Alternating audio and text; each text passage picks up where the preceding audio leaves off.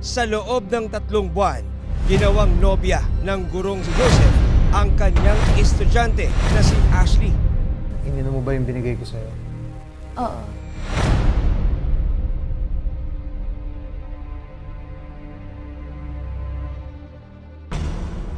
Inumin mo yan araw-araw, ha? Para saan to? Para hindi ka mabuntis. Sir, I have to ask these questions now. Di umano, pinapainom mo raw siya ng pills para hindi siya mabuntis. Totoo ba yun, sir? Yes, Bakit, sir? para hindi po siya mabuntis. Dahil siguro we're not really ready na magkaroon pa ng... Siya may idea nun o ikaw nagsabi? Ako. Not her. Sino nagbigay ng mga pills, sir? Ako. Pinainom ng pills yung anak ko? Na 11 years old, papainumin mo ng pills? Ha?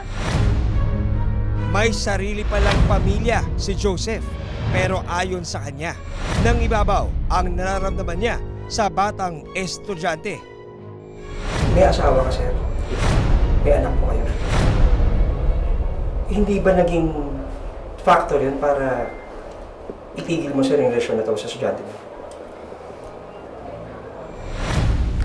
Hi!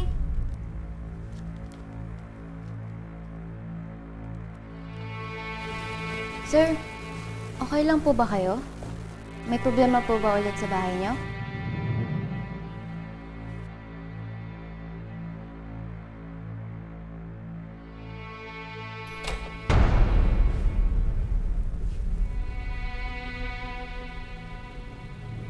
Nakapag-desisyon na ako.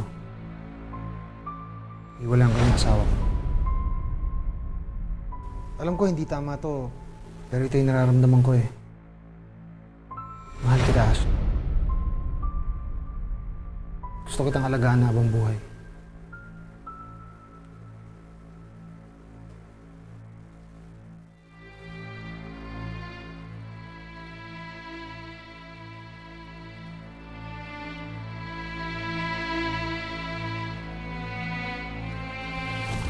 Huwag. Dito na rin lang tayo eh. Wala namang tao. Saka akala ko ba mahal mo rin ako?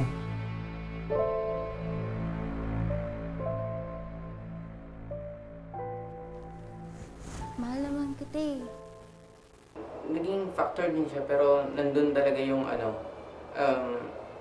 nandun yung hindi ko kaya Na ano? na naiwan siya. Itong estudyante. Yeah. Iniis ko lahat ng pambababae mo. Pero bata pa yun.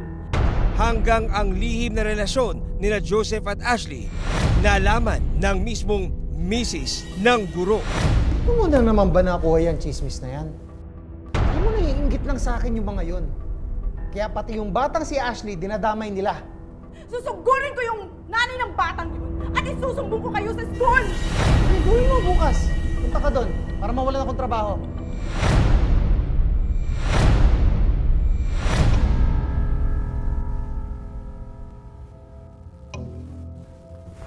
Ano to, Ashley? Ano to? Wala po. Anong wala po? Ihaharas niya pa, napapahiya niya yung anak ko? Iaano niya? Parehas silang sira, ulo mag-asawa.